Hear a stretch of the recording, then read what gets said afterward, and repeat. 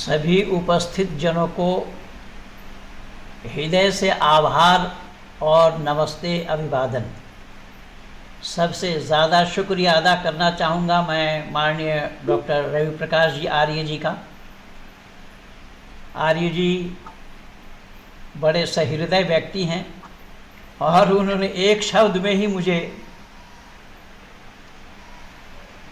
ये कह दिया कि पंडित जी, हमारी हार्दिक इच्छा है कि 14 समुल्लास आपके ज़िम्मे में हो।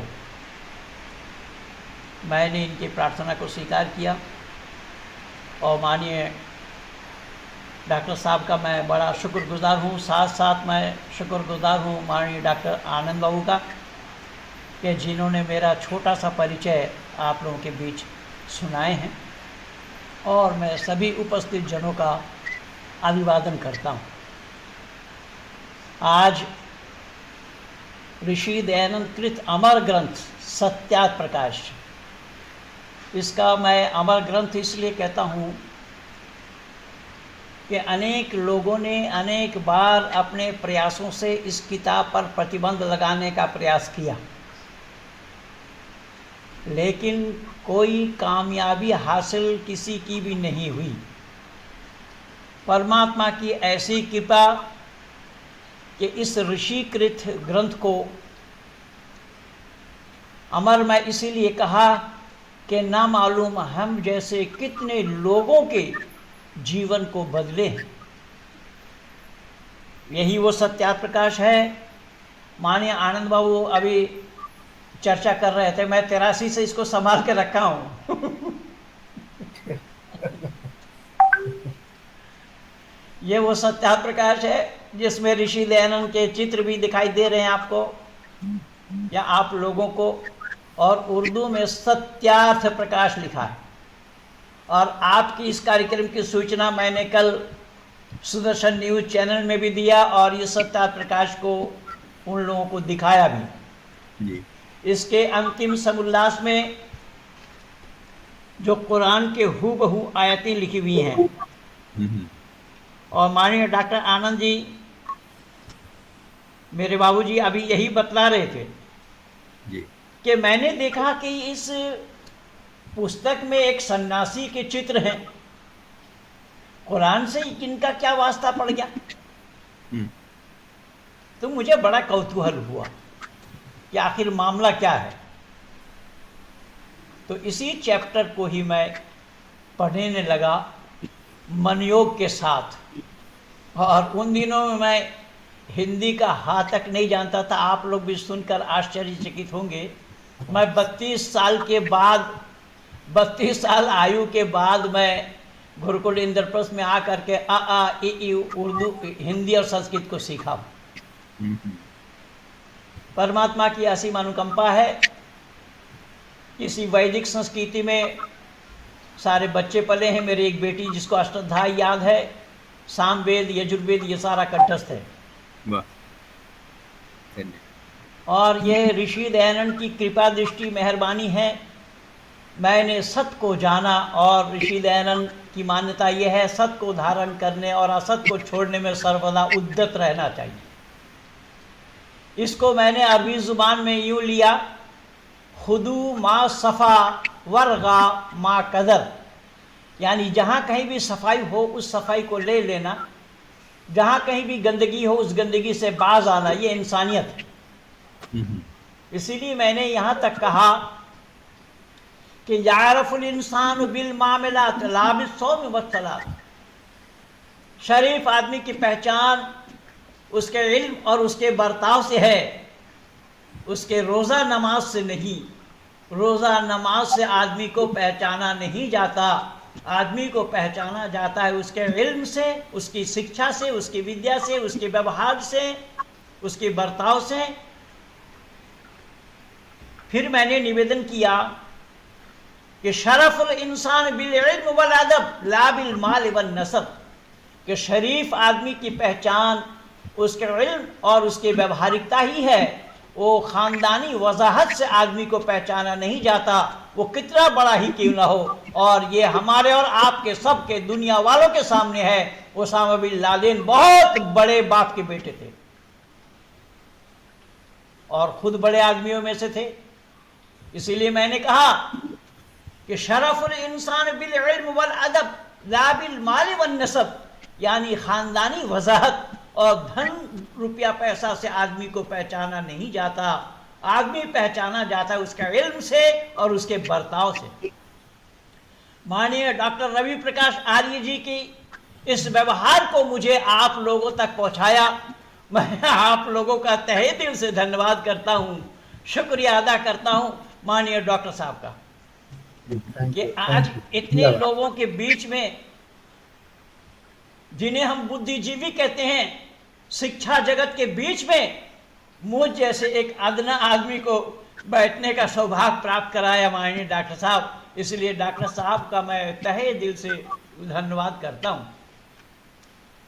आज 14 समुल्लास के चर्चा मेरे ऊपर माननीय डॉक्टर साहब जी ने सौंपा है और इस कार्यक्रम का जो कि सत्यार्थ प्रकाश से प्रथम समुल्लास से लेकर के आज 30 तारीख 12 से लेकर के आज 30 तारीख को जो हम लोग समाप्ति की ओर हैं, इसलिए हमारे हिंदी के लोकाचार की भाषा में ये कहा जाता है जिसका अंत भला उसका सब भला। तो माननीय डॉक्टर साहब ने वो अंत भला के लिए जिम्मेदारी मुझ पर छोड़ दी। जी जी जी।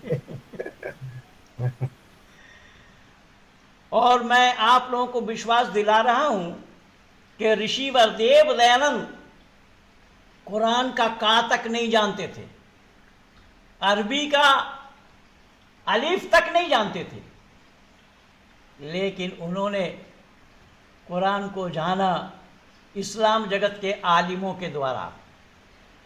शाह रफ़ीउद्दीन अहमद देलवी जी के कुरान को उन्होंने पढ़ा और यहाँ साफ शब्दों में ऋषि लिखते हैं कि मैंने उसे मौलवियों से उर्दू अर्थ लिखवाया, उसका अर्थ देवनागरी अक्षर और आर्य भाषांतर करा के पश्चात अरबी के बड़े बड़े विद्वानों से शुद्ध करा करके लिखा है। कितनी बड़ी बात! ऋषि के हृदय को देखिएगा, ऋषि के कलेजा को देखिएगा। कोई नहीं चाहता कि हम अपने विद्वता का प्रदर्शित न करें, लेकिन ऋषि जी के मन में लेश मात्र भी ऐसी कोई भावना नहीं थी। इसीलिए ऋषि ने यहां तक कहा कि अलग कोई मत या पंथ चलाने का लेश मात्र भी अभिप्राय मुझ में नहीं है। मैं वैदिक सिद्धांत का प्रतिपादन करना चाहता हूं और वो वैदिक मान्यता ब्रह्मा से लेकर के जैमिनी पर्यंत तक ऋषि मुनियों के जो उद्गार हैं, उसी उद्गार का प्रतिपादन करना मैं अवश्य समझता हूं। अगर कोई मत या पंथ चलाना होता तो आज धरती पर इतने चले मतांतर हैं, मैं किसी एक मत का अनुयायी अवश्य होता। ऋषि दयानंद ने इसीलिए इस सत्यार्थ प्रकाश में उन कुरान वालों को, कुरान में क्या कौन कौन सी बातें लिखी हुई हैं, यद्यपि ऋषि ने सब नहीं लिया, केवल 179 क्वेश्चन यहाँ पर ऋषि ने उठाया है।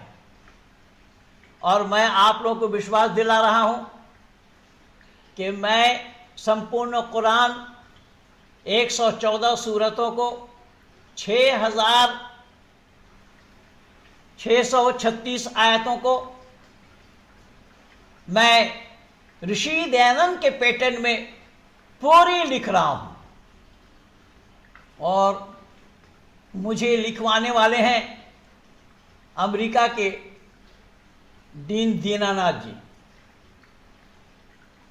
और उनका बड़ा प्रयास है, माननीय भरत सुमाल जी का बड़ा प्रयास है कि पंडित जी ये काम अब तक नहीं हुआ है और आप ही कर सकते इस काम को। तो इसीलिए ये जिम्मेदारी मैं निभाने का प्रयास कर रहा हूँ। आप लोगों के सानिध्य से मुझे मिला, मैं जहाँ से चला वहाँ से नहीं ला पाया कुछ, लेकिन लिया सभी आप लोगों से। सारा A to Z जितनी भी मान्यता हैं, सिद्धांत हैं वैदिक, सब गुरुओं के चरणों में बैठ करके मैंने लिया, सीखा, जाना, पाया। इसलिए ऋषि लिख रहे हैं कि इसमें मैंने जो कुरान पर जो विश्वास रखते हैं उन लोगों की मान्यता ये है कि कुरान में सब एक मत है, यानी इस्लाम वाले जितने भी हैं वो सब कुरान पर एक मत हैं। और उसके पश्चात मैंने बड़े बड़े विद्वानों से इसको शुद्ध करा करके लिखवाया है। यदि कोई ये कहे कि अर्थ ठीक नहीं है तो मुझे कहने से पहले उन मौलवियों को जाकर के कहें जिन्होंने इसका अनुवाद किया है। देखिए ऋषि ने क्या सुंदर बातें बताई हैं। ऋषि ने कहा मेरा तो एक भी लफ्ज नहीं है, मेरे द्वारा दिए गए इसमें एक भी शब्द नहीं है, ये शब्द उन मौलवियों के हैं। वहां बड़े बड़े 2 बार लिखा है, बड़े बड़े मौलवियों से मैंने देवनागरी में लिखवाया है, इसलिए इसमें संदेह के लिए अवकाश नहीं है। तो इस्लाम वालों की मान्यता ये है कि इसमें जो कुछ भी है सब सत्य है, लेकिन हम सत्य और असत का निर्णय कैसे लेंगे कि जो जो ईश्वर के गुण कर्म स्वभाव के अनुकूल है वो सत्य है और जो उसके विरुद्ध है वो असत्य है। देखिए ऋषि के भाव देखिए, ऋषि ने कितना सुंदर सवाल उठाए हैं जनमानस में कि आए दुनिया के लोगों, हम सत्य और असत का निर्णय कैसे ले सकेंगे।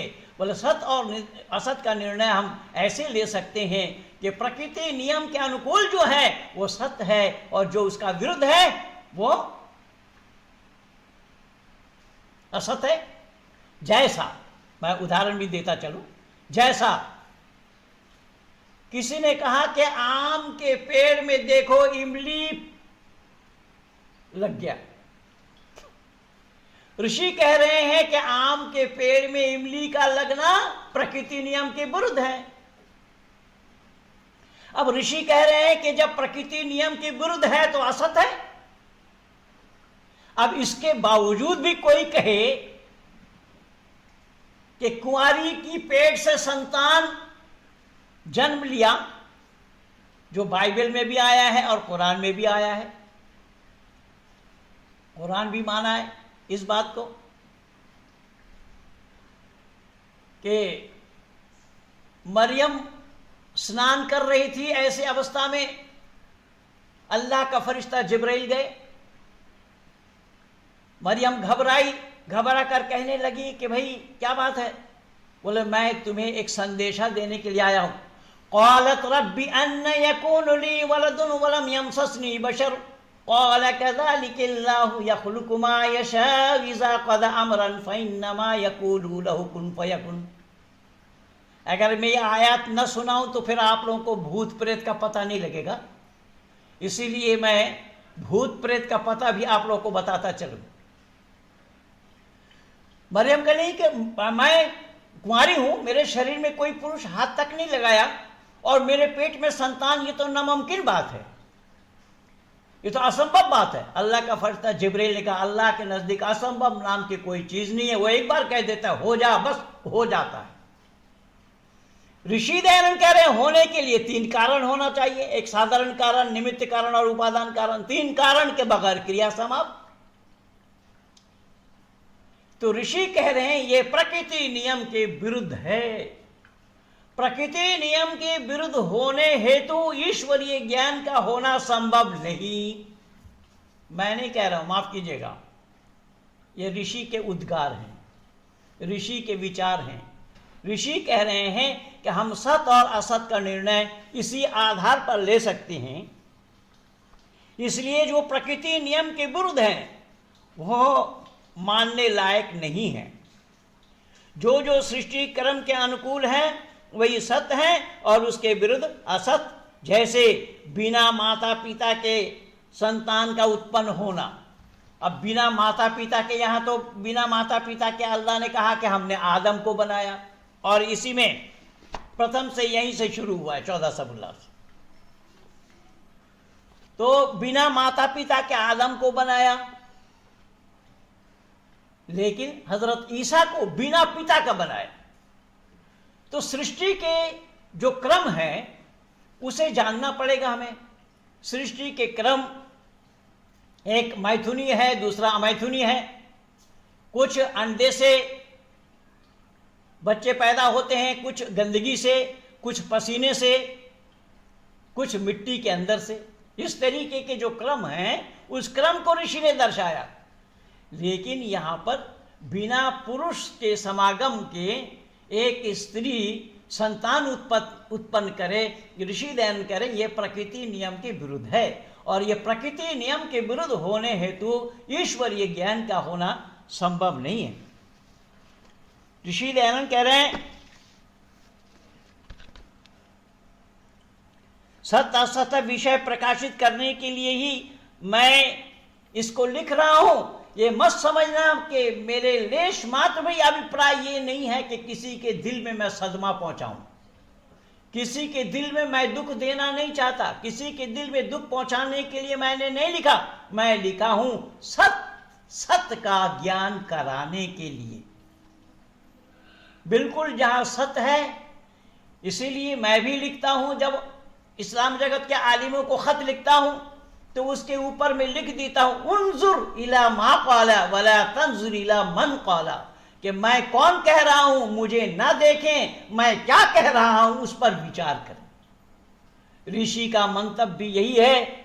ऋषि ने कहा कि मुझे ना देखो, मैं कौन हूं, मैं क्या कह रहा हूं, उस पर विचार करो। अगर मेरी बात पर विचार करते हो तो सत और असत जनमानस में खुल करके उपस्थित होना स्वाभाविक होगा।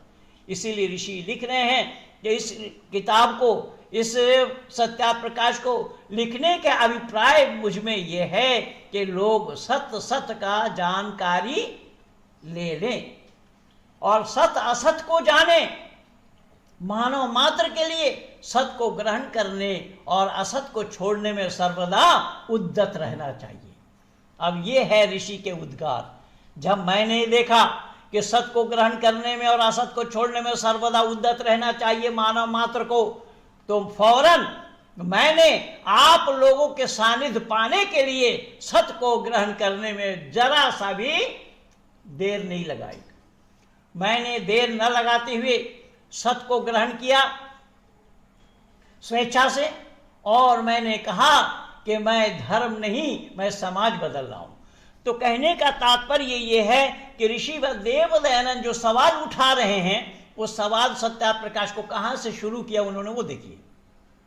कुरान के अंदर में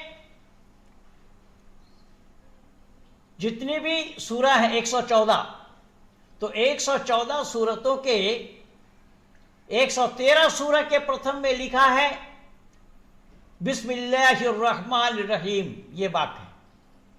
एक सूरह के प्रथम में नहीं है, लेकिन एक सूरह के बीच में है। तो 114 बार बिस्मिल्लाहिर्रहमानिर्रहीम वाक्य आया है। तो ऋषि दयानंद यहां अर्थ लिख रहे हैं कि शुरू करता हूं मैं अल्लाह के नाम से। और ये अर्थ ऋषि दयानंद के नहीं है, मौलाना शाह रफीउद्दीन अहमद के हैं, देलवी जी के। रफीउद्दीन शाह देलवी जी के ही ये अर्थ किए हुए हैं कि मैं अल्लाह के नाम से शुरू करता हूं। फौरन ऋषि दयानंद टिप्पणी लिख रहे हैं कि शुरू करने वाला अल्लाह कोई है, किसी और अल्लाह के नाम से शुरू किया गया। मैं नहीं कह रहा हूं, ये विचार ऋषि के हैं। ऋषि ने कहा कि अगर यहीं तक की बात समाप्त हो गई होती तो बात थी, तो क्या हम जो पाप आदि कर्म करते हैं, जैसे पशुओं के गले में छुरी चलाते हैं, तो क्या ऐसे पाप आदि कार्य भी उसी अल्लाह के नाम से किया जाए जिस अल्लाह को रहमान और रहीम कहा जा रहा है। अभी सामने आने वाला ही है बकरीद, और इस बकरीद के मौके पे ना मालूम इस ब्रह्मांड में लाखों और करोड़ों की तादाद में पशुओं के गले में छुरी चलाया जाएगा। और अफसोस की बात तो यह है कि ऋषि कह रहे हैं कि छुरी भी चलाया जाए और वो भी अल्लाह के नाम से। और कौन अल्लाह? तो ऋषि इसी कुरान से ही हवाला दे रहे हैं कि अर्रहमानिर्रहीम, वो रहम करने वाला मेहरबान। तो ऋषि ने कहा अगर अल्लाह रहम करने वाला मेहरबान है तो अल्लाह ने उन पशुओं पर तो रहम किया नहीं, अगर अल्लाह पशुओं पर रहम करते होते फिर उन पशुओं के गले में छुरी चलाया जाना संभव क्यों और कैसा होता। एक बात और कि अगर अल्लाह ने रहम किया, अल्लाह ने उन पशुओं पर रहम किया और मुसलमान उसके गले में छुरी चला रहे हैं, तो मतलब ऐसा हुआ खुदा के ऊपर खुदकारी करना, अर्थात अल्लाह जिस पर रहम करे और उसी अल्लाह के रहम किए पशु पे गोली गले में छुरी चलाना, इसका मतलब खुदा के ऊपर खुदकारी हो रही है। तो ऋषि कह रहे हैं ये भी संभव नहीं है, ये मानवता से बही है। ऋषि दयानंद कह रहे हैं ये मानवता से बाहर की बात है। क्यों कि वैदिक परंपरा में आत्मवत् सर्वभूतेषु कहा गया है, समस्त आत्माओं को अपनी आत्मा के समान जानना। अगर समस्त आत्माओं को अपनी आत्मा के समान ये लोग जानने वाले होते तो पशुओं के गले में छुरी चलाया जाना क्यों और कैसा संभव होता। केवल इतना ही नहीं, ऋषि वरदेव दयानंद और लिख रहे हैं कि वो कुरान अल्लाह ने शुरू किया है सूरा फातिहा से, जबकि सूरा फातिहा यहाँ इस कुरान में, वर्तमान जो कुरान है उस कुरान में सबसे पहला सूरा दिखाया गया है, लिखा गया है, लेकिन ये रेवुलेशन ऑर्डर ऑफ कुरान में ये सूरा 5वां नंबर की सूरा है। ये सूरा 5वां नंबर पे अल्लाह ने उतारी थी, यहाँ प्रथम नंबर पे लगाया गया। तो ऋषि ने कहा हमें आपत्ति नहीं, प्रथम नंबर ही सही। तो लो प्रथम नंबर में क्या लिखा है, तो वहां लिखा गया अल्हम्दुलिल्लाहि रब्बिल आलमीन, तमाम तारीफें अल्लाह के लिए हैं। अर्रहमानिर रहीम, के रहम करने वाला मेहरबान कौन, अल्लाह के लिए कहा जा रहा है। सूरा फातिहा जो पहला सूरा है कुरान के अनुसार, तो उसमें जो ये बातें लिखी हुई हैं उसमें ये बताया जा रहा है कि तमाम तारीफें, तमाम प्रशंसा अल्लाह के लिए है। और अल्लाह कौन है, तो परिचय बताया, वो रहमान और रहीम है, रहम करने वाला मेहरबान है। आगे लिखते हैं मालिक यौमिद्दीन, तो ऋषि दयानंद कह रहे हैं अगर अल्लाह वो यौम जज़ा के मालिक हैं, कयामत के दिन के मालिक हैं, तो इस समय के मालिक कौन। मैं नहीं कह रहा हूं, सत्या प्रकाश आप लोगों के सामने है, खोल करके देख लीजिए। ऋषि लिख रहे हैं कि अगर वो कयामत के दिन के मालिक हैं तो इस समय का मालिक कौन। आगे लिखा इहदिनस सिरातल मुस्तकीम, ऋषि दयानंद कमाल कर रहे हैं, इहदिनस सिरातल मुस्तकीम, कि हमें सीधा रास्ता बता। तो सीधा रास्ता कौन मांग रहे हैं, अल्लाह। तो सीधा रास्ता अगर अल्लाह मांग रहे हैं तो इससे मतलब यह हुआ किसी और अल्लाह से ही मांगा जा रहा है। और कुरान में आप देखेंगे एक वचन में अल्लाह का नाम नहीं आया, अंग्रेजी में वी लिखा, WE, वी माने हम, और बहुवचन में आया है, एक वचन में अल्लाह का नाम नहीं आया, अल्लाह नहीं आए। तो मालिक यौमिद्दीन, यौम जज़ा के मालिक, इहदिनस सिरातल मुस्तकीम, हमें सीधा रास्ता बता।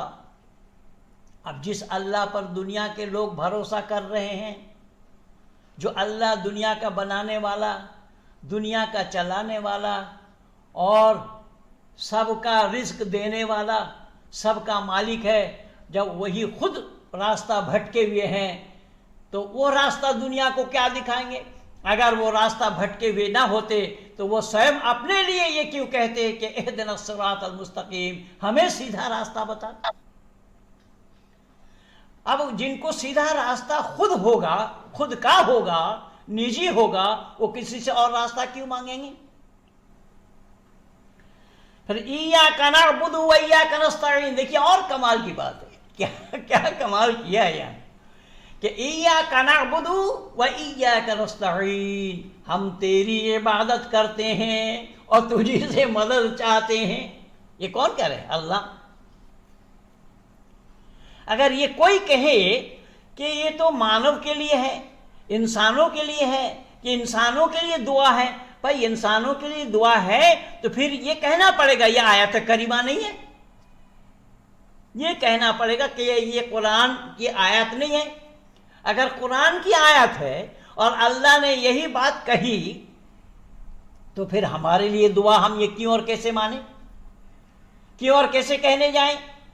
इसलिए इय्याका नअबुदु व इय्याका नस्तईन, क्या है अल्लाह हम तेरी इबादत करते हैं और तुझी से मदद चाहते हैं। अब अल्लाह भला किस अल्लाह की इबादत करते हैं?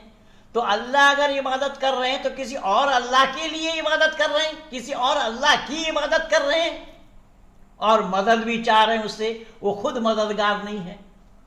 अल्लाह अगर खुद मददगार होते वो औरों से उनको मदद की क्या जरूरत।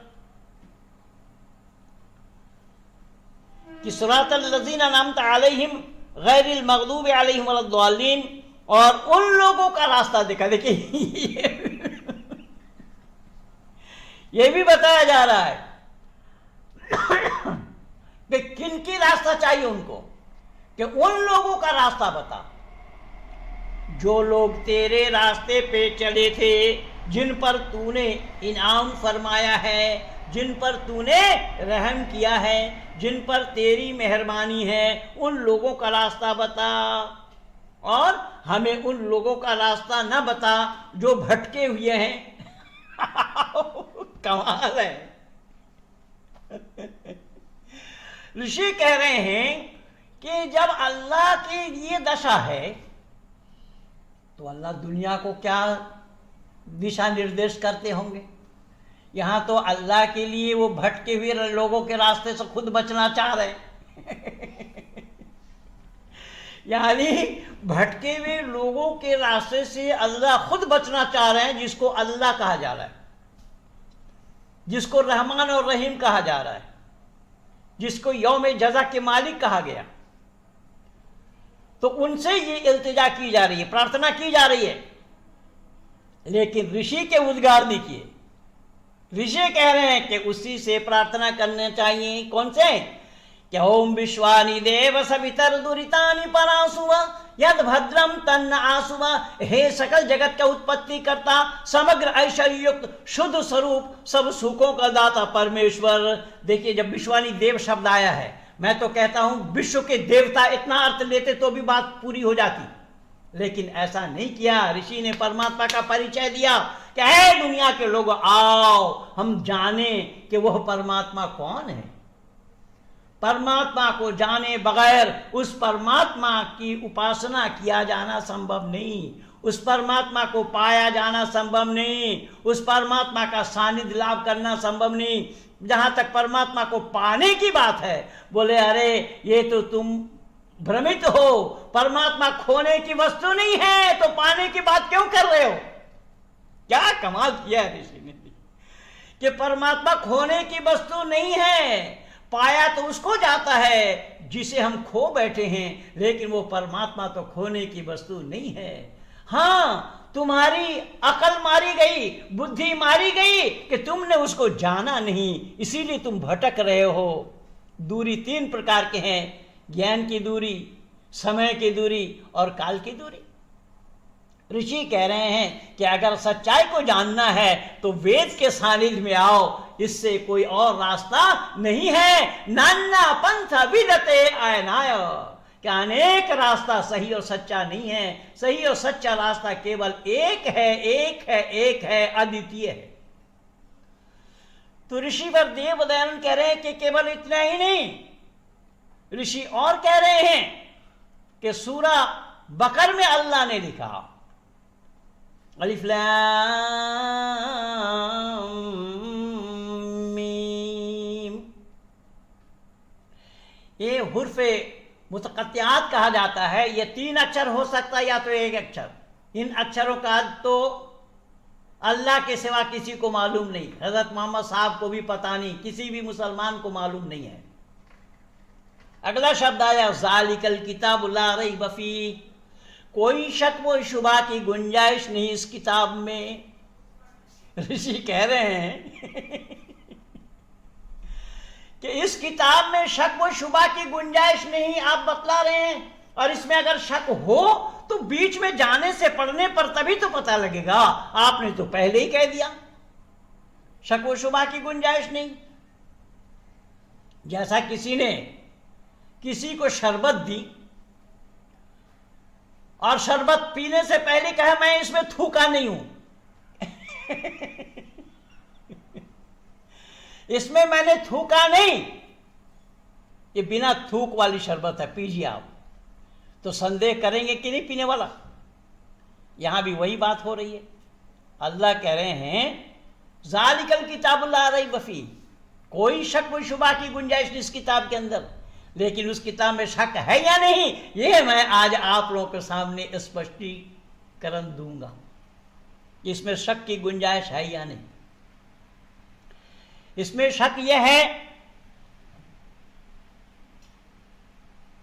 वइज़ क़ाल इब्राहीम रब्बि अरनी कैफ़ तुहिल मौत क़ाल अवलम तुमिन क़ाल बला वलाकिन लियत्मइन्ना क़ल्बी क़ाल फ़ख़ुज़ अर्बअतम मिनत तैर फ़सुरहुन्ना सुम्मा इजअल अला कुल्लि जबलिन मिनहुन्ना जुज़अन सुम्मा दुहुन्ना यातिनका सअया।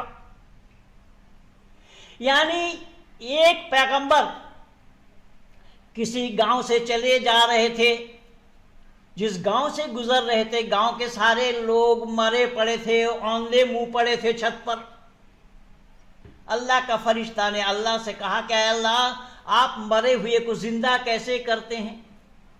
अल्लाह ने कहा विश्वास नहीं, बोले विश्वास तो है लेकिन मैं देखना चाहता हूं।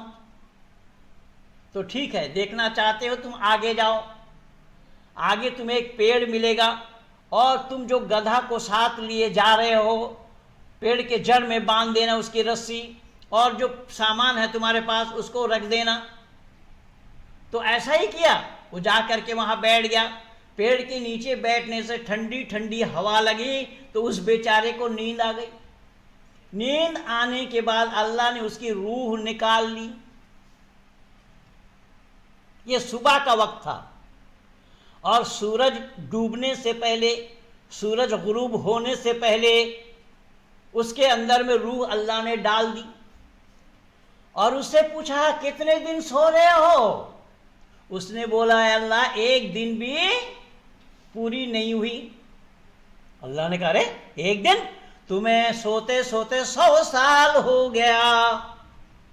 इसका प्रमाण कि तुमने जो गधा को बांध रखा था, देखो वो गधा का पिंजर पिंजर दिखाई दे रहा है, हड्डी हड्डी हो गया 100 साल में गधे का। लेकिन आप सब विद्वान जनों से मैं करबद्ध प्रार्थना करता हुआ कुरानी इस किस्सा को आप लोगों के सामने रख रहा हूं। क्या अल्लाह ने फरमाया गधे का तो कंकाल बन गया, लेकिन वो व्यक्ति जो खाने पीने का सामान रखा था वो सड़ा गला नहीं, बिल्कुल तरोताजा रहा। आप अंदाजा लगाइए आप विद्वान जन, 100 साल में जब गधे का कंकाल बन गया और उस पैगंबर का क्यों नहीं बना। ये भी तो स्वाभाविक है, जो पैगंबर बोल रहा था उसका कंकाल नहीं बना, उसका पिंजर पिंजर हड्डी हड्डी नहीं दिखाई दे रहे गधे के लिए। और गधे के ये दिखाई दी, बोले मैं इस पर खाल चढ़ा दूंगा, मांस भी चढ़ा दूंगा, लेकिन देखो तुम्हारा जो खाने का सामान था वो बिल्कुल तरोताजा रहा, सड़ा गला नहीं। अब दुनिया में कौन ऐसे इंसान होंगे जो इसे सच मानेंगे। ऋषि कह रहे हैं कि इसीलिए मुझे संदेह हुआ है ऋषि कह रहे हैं इसीलिए मुझे संदेह हुआ है। भले ही अल्लाह ने कह दिया होगा ज़ालिकल किताबु ला रैब फीह, कोई शक व शुबा की गुंजाइश नहीं, ये भले ही अल्लाह ने कह दिया, लेकिन जब मैं उसके अंदर पढ़ते पढ़ते जब बीच में आया तो मुझे ये किस्सा दिखाई पड़ी। एक किस्सा नहीं है, ऐसे अनेक किस्सा है, क्योंकि कुरान खुद गवाह है। नहनु नकुस्सु अलैका हसनल क़सस बिमा औहैना इलैका हाज़ल क़ुरआन व इन कुन्त मिन क़ब्लिही लमिनल गाफ़िलीन। अल्लाह ने कहा मैं इस कुरान के माध्यम से एक मनोरम किस्सा बयान कर रहा हूं, मनोरम किस्सा। और ये कुरान किस्सा और कहानी की किताब है, और ये मनोरम किस्सा इसलिए है कि यूसुफ नाम का एक पैगंबर हुए, उन यूसुफ के और 11 भाई थे, सौतेले भाई थे, क्योंकि यूसुफ के पिता का नाम था हज़रत याकूब। याकूब की 2 शादी थी, दोनों बहनों को शादी किया था उन्होंने। एक का नाम लाया और दूसरे का नाम राहिल। एक से यूसुफ और बुनियामीन पैदा हुए और एक से 11 पैदा हुए। यूसुफ ने एक दिन ख्वाब देखा कि सूरज, चांद और 11 सितारा मुझे सीधा कर रहे हैं। अब दुनिया वालों को यह समझना पड़ेगा कि सूरज, चांद और सितारा ये जड़ है या चेतन। अब जड़ से किसी के सामने में सीधा करना या करवा देना अल्लाह का, ये सच क्यों और कैसा संभव है? इसलिए किस्सा केवल यही तक ही नहीं रुके अल्लाह और उस यूसुफ के लिए बताया जा रहा है कि भाई लोग उससे ईर्ष्या करते थे, तो उसको मारने के लिए जंगल में ले गए और उसका कुर्ता उतार कर उसको कुएं में डाल दिया और एक भेड़िया मार करके उसके खून से कपड़े को रंगा कर बाप के पास ले आया, जबकि बाप जाने से मना कर रहे थे। तो बाप को भी संदेह हुआ, लेकिन जब कुआं में डाल दिया, वहां कुछ लोग राहगीर आए, कुआं में डोल डाला, पानी की जगह बच्चा उठ करके आया निकल करके। जब बच्चा निकल करके आया तो वो लोग पर आश्चर्यचकित हुए। उन लोगों ने, मैं बहुत शॉर्ट में बता रहा हूं, उन लोगों ने उस बच्चे को मिस्र के बाजार में बेचा। मिस्र के बाजार में बेचा। जो मिस्र का बादशाह था जिसका नाम था अजीज, उसने खरीदा। अब उसने खरीदा, अपने पास रखा। बड़ी लंबी कहानी है, 111 आयतें हैं इसके। लेकिन जो अजीज की पत्नी थी, वो अजीज की पत्नी यूसुफ पर आशिक हो गई। जब यूसुफ पर आशिक हो गई तो यूसुफ ने मना किया कि नहीं, ऐसा नहीं, पर वो मानने वाली नहीं थी। तब जो आपस में कानाफूसी करने लगे लोग, और उनके सहेलियां कहने लगी कि एक नौकर है, एक दास है, एक सेवक है, इस पर तुम मोहित हो रही है। तो बोले अरे तुम लोग नहीं जानते हो बात क्या है। तो महिलाओं के हाथ में फल और छुरी दे करके लाइन से बिठा दिया और यूसुफ को ले जाया जा रहा है। अब महिलाएं यूसुफ के हुस्न को देखकर, उसकी खूबसूरती को देखकर, हैंडसम चेहरा को देख करके फल काटने के बजाय सब उंगली काट डाले। ये किस्सा है। केवल इतना ही नहीं, जुलेखा ने, जब उस अजीज की पत्नी का नाम था जुलेखा, उस जुलेखा ने जब यूसुफ को अपने कमरे में लाई और उसको बोला कैसे ऐसी बातें, अल्लाह ने 3 आयत, जहां पंखा लटक रहा है उसमें आयत अल्लाह ने लिखवा दी। यानी अल्लाह को पहले से लिखवाने का मतलब ये हुआ कि अल्लाह को पता था कि मेरा पैगंबर देख सकते हैं। तब यूसुफ जब ज़ारबंद खोलने के लिए जा रहा है तो वहां बताया गया कससुल अंबिया नाम की किताब में कि या यूसुफ लवफ़क़्तल ख़तिय्यत यमहुल्लाहु इस्मिका मिन दीवानिल अंबिया, ऐ यूसुफ ये काम न करो, अंबियाओं के खाता से तुम्हारा नाम काटे जाएंगे, यानी पैगंबरों के खाते से तुम्हारा नाम काटा जाएगा। अब इससे अंदाजा लगाइए, इसीलिए कुरान को भी कहना पड़ा, नहनु नकुस्सु अलैका हसनल क़सस बिमा औहैना इलैका हाज़ल कुरान व इन कुन्त मिन क़ब्लिही लमिनल गाफ़िलीन। मैं कुरान के माध्यम से एक मनोरम किस्सा बयान कर रहा हूं, जिस किस्से से तुम गाफिल थे, जिस किस्से को तुम नहीं जानते थे। ये किस्सा है। अब जिस अल्लाह के लिए रहम करने वाला, मेहरबान बताया गया, इतना कुछ बताया गया है, वो अल्लाह हजरत नूह के कौम के लोगों को दरिया में डुबो रहे हैं। अच्छा, किसी आदमी को, इंसान को दरिया में डुबोना दयालु का काम होगा या निष्ठुर का? और ये काम अल्लाह का है। और एक नहीं, ऐसा लूत के ज़माने में जब पुरुष पुरुषों से बदफेली करते थे, समलैंगिकता का व्यवहार करते थे, जिसका समर्थन आपके मौलाना अग्निवेश ने भी किया था, तो अल्लाह को रास नहीं आया। अल्लाह ने फरिश्ता भेज दिया उस कौम को तबाह करने के लिए, और ऊपर से पत्थर बरसाया, आसमान से पत्थर बरसाया। उनके नाम भी लिखे हुए थे, जिन जिन लोगों के नाम लिखे थे उनके सर पे गिरा। यह अल्लाह का काम है। केवल इतना ही नहीं, हजरत इब्राहिम के जमाने में भी नमरूद के साथ यही हुआ, नमरूद को भी तबाह कर दिया। मूसा के काल में भी यही हुआ कि फिरौन के लश्करों को और फिरौन को दरिया में डुबो कर मारा। अब दुनिया वालों को ये निर्णय लेना पड़ेगा कि जिस अल्लाह को रहमान और रहीम कहा जा रहा है, ऋषि दैनन कह रहे हैं, अगर ये सब गुण, किसी को मारने के गुण अगर अल्लाह में है तो वो हो सकता है अल्लाह हो जाए, लेकिन परमात्मा नहीं होंगे। क्योंकि परमात्मा का स्वाभाविक गुण है जीवों पर दया करना। जीवों पर दया करना यह परमात्मा का स्वाभाविक गुण है। इसलिए ओम परमात्मा का निज नाम है, मुख्य नाम है। ओम के मानी है सर्वरक्षक। तो ऋषि दयानंद का कहना है, ऋषि दयानंद की मान्यता है, 14 समुल्लास में उन कुरान के बातों को, चुनिंदा बातों को उठाकर ऋषि दयानंद ने अपने अमर ग्रंथ सत्या प्रकाश में रखा है और बताया है, अगर ये सब गुण अल्लाह में है तो भाई वो अल्लाह तो हो सकते हैं, लेकिन परमात्मा नहीं होंगे। क्योंकि परमात्मा इच्छा आदि गुणों से रहित है और अल्लाह की इच्छा होती है। जैसा ये कहते हैं, वमा तशाऊना इल्ला यशा अल्लाह रब्बुल आलमीन, अल्लाह जो चाहता है वही होता है, अल्लाह जो नहीं चाहता नहीं होता। तो मैं इस पर सवाल उठाया सुदर्शन न्यूज चैनल में कि अल्लाह जो चाहता है वही होता है, जो नहीं चाहता नहीं होता।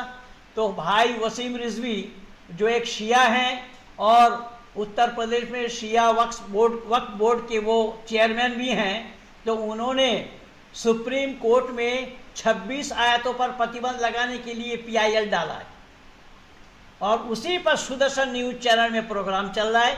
मुझे वहाँ पर अंपायर बनाया गया।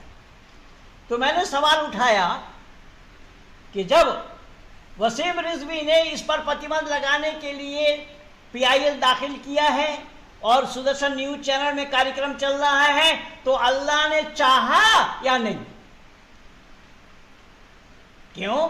इनकी मान्यता है अल्लाह जो चाहता है वही होता है, जो नहीं चाहता नहीं होता। लेकिन हमारे यहाँ परमात्मा इच्छा आदि गुणों से रहित है, इसलिए परमात्मा की चाह नहीं होती।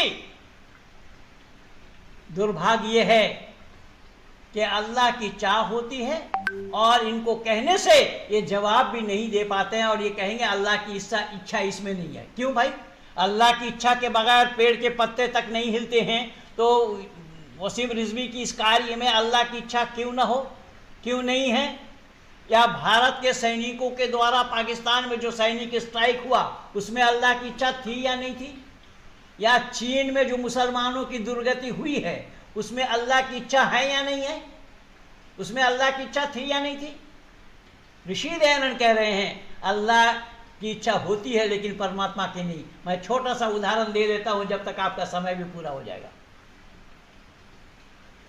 ऋषि दयानंद कितना सुंदर माकूल जवाब दिया है कि ऐ दुनिया के लोगों, तुम नमाज पढ़ते हो, अल्लाह का अदब बजा लाते हो, तुम्हारे नमाज पढ़ने से अल्लाह खुश होते हैं। अगर तुम्हारे नमाज पढ़ने से अल्लाह खुश होते हैं, मतलब ये हुआ कि नमाज पढ़ने से पहले अल्लाह नाखुश थे। भाई जो नाखुश ना हो उसको खुश करने का क्या मतलब? मतलब ये हुआ कि कभी वो नाखुश, कभी खुश, कभी राजी, कभी नाराजी, तो उसमें तब्दीली आ जाएगी, परिवर्तन आ जाएगा, चेंजिंग आ जाएगा। जो परमात्मा में चेंजिंग है तो वो परमात्मा नहीं होगा, क्योंकि परमात्मा सदा सर्वदा एक रस में ही रहने वाला है। इसीलिए ऋषि दयानंद ने आनंद स्वरूप शब्द लिखा है कि परमात्मा आनंद से वंचित नहीं होते हैं, वो सदा सर्वदा एक रस में ही रहने वाले हैं, वो आनंद स्वरूप है। लेकिन दुनिया वालों ने इस सच्चाई को जानने का प्रयास नहीं किया और हर एक मिल करके यही काम करते हैं। हमारे आर्य समाज में भी हमारे भजन उपदेश के लोग सुनाते हैं, जल्दी प्रसन्न होते हैं भगवान यज्ञ से, जबकि प्रसन्न होने का कोई सवाल ही पैदा नहीं होता। अगर यज से प्रसन्न होंगे तो यज करने से पहले परमात्मा को आप प्रसन्न रहना पड़ेगा। तो अगर हम उनको कहेंगे तो अपने पास भी वही बात क्यों और कैसे आना संभव होगा? ऋषि कह रहे हैं नहीं। ऋषि ने एक उदाहरण दिया, एक मिसाल दिया। क्या मिसाल दिया? कि ओम प्राणाय नमो यश सर्वम विदम वशे यो भूतः सर्वेश सर्वो यस्मिना सर्वम प्रतिष्ठितम। क्या है दुनिया के लोगों, हम मानव कहलाने वाले परमात्मा की उपासना करते हैं और मानव से इतर कोई और प्राणी नहीं है जो परमात्मा की उपासना करे।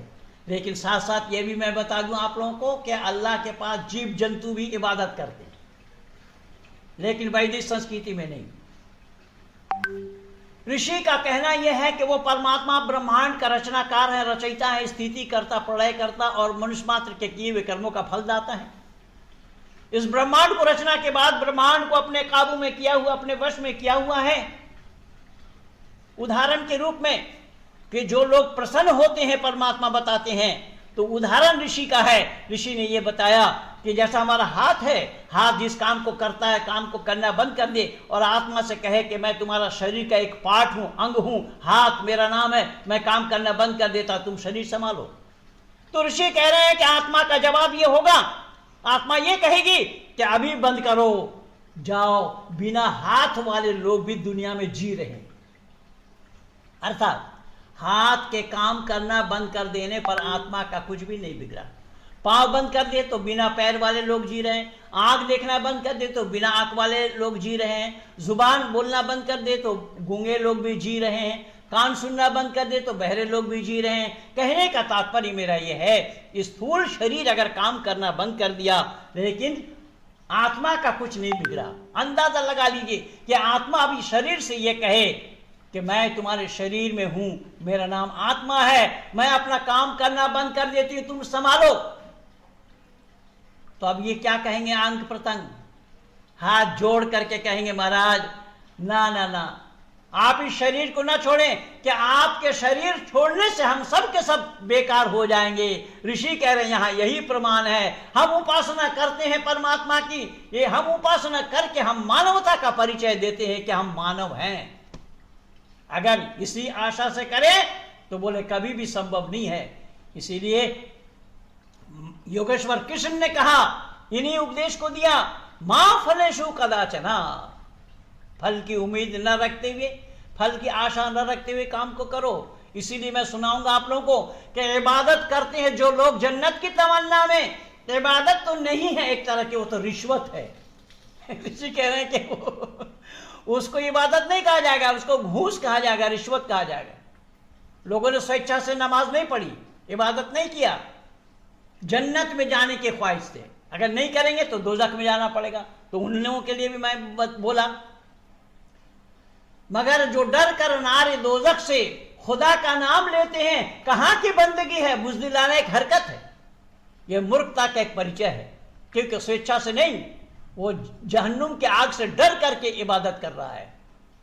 ऋषि की मान्यता यह है, मगर जब शुक्र नेमत से जभी झुकती है बंदे की, यह सच्ची बंदगी है, एक शरीफाना इबादत है। जब मानो अपने आप में सरेंडर कर देता है, क्या परमात्मा मुझे कोई फल की आशा नहीं है, जैसा कि योगेश्वर कृष्ण ने कहा है कि मां फलेषु कदाचना, फल की आशा न रखते हुए काम करो। ये हम आर्य लोग जो यज्ञ करते हैं, उस यज्ञ में भी आहुति यही डालते, इदं नवम, ये मेरा नहीं है। ये जो वैदिक संस्कृति है, इस वैदिक संस्कृति को मैं आज 38 वर्षों में अपने जीवन में उतारा हूं, और मुझे खुशी इस बात से है कि माननीय डॉक्टर साहब की ऐसी मेहरबानी हुई मुझ पर कि आप जैसे महानुभावों से मुझे मिला दिया। मेरे जैसा खुशकिस्मत वाला कौन होगा जो इस तरीके से आज कंटिन्यू सत्या प्रकाश की एक एक समोल्लास पर एक एक विद्वानों के विचार आप लोगों के बीच में रखा गया है। आज अंतिम विचार और अंतिम समोल्लास पर जो ऋषि दयानंद के सत्या प्रकाश के 14 समोल्लास है, उसी 14 समोल्लास में कुरान विषय है। उस कुरान विषय को मैंने थोड़ा सा समझाने का या बतलाने का प्रयास किया है, और ऋषि के इन उद्गारों को आप लोग सब जगह तुलना करके देखेंगे, तुलना करके देखेंगे कि ऋषि की मान्यता क्या है और ऋषि जो वैदिक परंपरा है, उन वैदिक परंपरा, ऋषियों की परंपरा को उठा करके हम मानव कहलाने वालों के सामने में लिया है और ये बताया कि सत्य को ग्रहण करने में और असत को छोड़ने में सर्वदा उद्यत रहना चाहिए। केवल इतना ही नहीं, ऋषि और लिख रहे हैं कि संसार का उपकार करना इस समाज का मुख्य उद्देश्य है। शारीरिक, आत्मिक और सामाजिक उन्नति करना, ये मान्यता आज मानव कहलाने वालों के पास नहीं है। ये है अगर तो केवल और केवल ऋषि के अनुयायियों के पास है। केवल इतना ही नहीं, ऋषि ने और लिखा नवा नियम में कि अपनी उन्नति में संतुष्ट न रहना चाहिए, किंतु सबकी उन्नति में अपनी उन्नति समझनी चाहिए। ये जो ऋषि के उद्गार हैं, ये जो ऋषि के विचार हैं, ये विचार अन्यों के द्वारा पाया जाना संभव नहीं। ऋषि 8वां नियम में और लिखते हैं, ये तुम कब कब करोगे, कब कर पाओगे? बोले अविद्या का नाश और विद्या की वृद्धि करनी चाहिए। कि जब तक तुम अविद्या का नाश नहीं चाहोगे तो विद्या की वृद्धि नहीं हो पाएगी। तो मैं समझ रहा हूं कि समय करीब हो रहा है, आप लोग मुझे रोक नहीं रहे हैं और मैं एक संपूर्ण आर्य जगत में एक बीमार आदमी हूं। मेरा कंटिन्यू बोलने का अभ्यास 6 घंटे 10 मिनट का है। कोई नहीं, आप बोल सकते हैं 10-5 मिनट। तो कहने का तात्पर्य मेरा यह है कि इसी प्रकार ऋषिवर देव दयानंद ने दुनिया वालों के सामने यह उजागर किया है कि आए दुनिया के लोगों, सत्य का प्रतिपादन करना यह मनुष्य मात्र का कर्तव्य है। अगर सत्य को आचरण में नहीं लाया, सत्य को अपने जीवन में नहीं उतारा, वो मानव कहलाने के हकदार अधिकारी नहीं है। इसलिए छोटी सी एक पहेली सुना देता हूं कि 2 शब्द है, क्योंकि पक्ष 2 है, सीधा उल्टा, धर्मात्मा, दुरात्मा। तो धर्मात्मा का काम क्या है? धर्म का प्रचार करना। जैसे आप सारे लोग सब काम काज छोड़ करके यहां समय लगा रहे हैं कि हम अकेले सुखी न रहें, अपितु सुख को बांटे, दुनिया वालों को सुख पहुंचाना चाहते हैं आप लोग। और ये ऋषि मान्यता हमारे और आपके बीच में यही है, ऋषि मान्यता कि हम खुद सुखी न रहें, सुख को बांटें। इसी आधार पर धर्मात्मा का काम है दुरात्मा के बारे में सावधानी बरतने के लिए लोगों का उपदेश देना, लोगों को ये कहना कि दुरात्मा के चक्कर में मत पड़ो, दुरात्मा के बहकावे में मत आओ। ये धर्मात्मा का काम है। इत्तेफाक की बात है कि धर्मात्मा कहीं उपदेश देने के लिए जा रहे थे, पैदल का रास्ता था, सड़क चलते चलते उन्होंने एक आवाज सुनी कि मुझे बचा लो। तो ये आवाज सुनते ही ये घबरा गए कि कौन है भाई, बचाने की बात कह रहे हैं ये। वो पीछे आगे जाने के बजाय पीछे लौटे तो देखा सड़क के किनारे एक आदमी लहू लहान अवस्था में पड़ा हुआ है, क्षत विक्षत अवस्था में पड़ा हुआ। उसे देख करके वो घबरा गए, डर करके ये सोचने लगे शायद कोई चोर डाकू दस्यु होगा, मारना चाहा किसी ने, मरा नहीं, वो जिंदा है, तो उसको क्या करना है, वो छोड़ के जाने लगे। जब छोड़कर जाने लगे फिर उस आदमी ने कहा कि धर्मात्मा मुझे बचा लो, मैं तुम्हारा छोटा भाई हूं। अब धर्मात्मा में कौतूहल पैदा हुआ कि भाई मेरा कोई भाई नहीं, ये कह रहा है कि मेरा छोटा भाई है। तो उसके नजदीक गया, उसके नजदीक जाकर के कहा कि भाई तुम्हें मैं बचाऊं, पर तुम हो कौन, तुम्हारी ये दशा क्यों है? बोले वो सब मैं बाद में बताऊंगा, आप पहले मुझे बचाओ। तो बोले नहीं, जब तुम बताओगे नहीं तो कैसे बचाएंगे? तो उसने बोला मैं हूं शैतान। अब धर्मात्मा शैतान सुनते ही तो घबरा गए और कहा कि ला हौला वला कुव्वता इल्ला बिल्लाहिल अलील अजीम। अरे हम तो अल्लाह से भी पनाह मांगते हैं कि शैतान के चक्कर में हम ना फंसे, हम ना पड़े, और दुनिया वालों को भी शैतान के चक्कर से छुड़ाना चाहते हैं। तो तुम शैतान, हम कैसे बचाएंगे? वो छोड़कर जाने लगा। फिर उसने बोला धर्मात्मा मैं सही बता रहा हूं कि अगर मैं मर गया तो तुम भी मर जाओगे। अब धर्मात्मा तो चक्कर में पड़ गए कि भाई तेरे मरने से मैं क्यों मरूं? बोले बस यही तो बात है।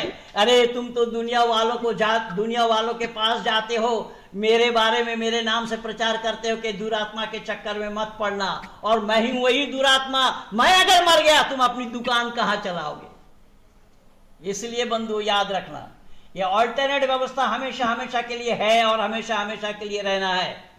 धर्मात्मा अगर प्रचार प्रसार में वृद्धि करे तो दुरात्मा के प्रचार प्रसार में ऑटोमेटिकली कमी आ जाएगी, और कहीं धर्मात्मा प्रचार छोड़कर बैठ जाए तो दुरात्मा की वृद्धि होगी। इसीलिए आप सभी धर्मात्माओं से मैं करबद्ध प्रार्थना करूंगा कि हम लोगों से जितना हो सके, जहां तक हो सके, धर्म के प्रचार और प्रसार में इसी प्रकार ऋषि व देव दयानंद के बताए हुए मंत्र को उजागर करते हुए विश्व का कल्याण एकमात्र उद्देश्य है, संसार का उपकार करना। इसमें शारीरिक, आत्मिक और सामाजिक उन्नति, ऋषि ने लिखा है कि शारीरिक, आत्मिक और सामाजिक उन्नति। लेकिन आज देखा गया है कि लोग टांग बदल बदल करके सामाजिक उन्नति कर रहे हैं। ऋषि कह रहे नहीं, ऐसा नहीं होगा। पहले शारीरिक उन्नति तुम्हारी होनी चाहिए। तुम्हारा शरीर ठीक नहीं है, तुम्हारा आत्मा भी ठीक नहीं होगा तो सामाजिक उन्नति क्या करोगे?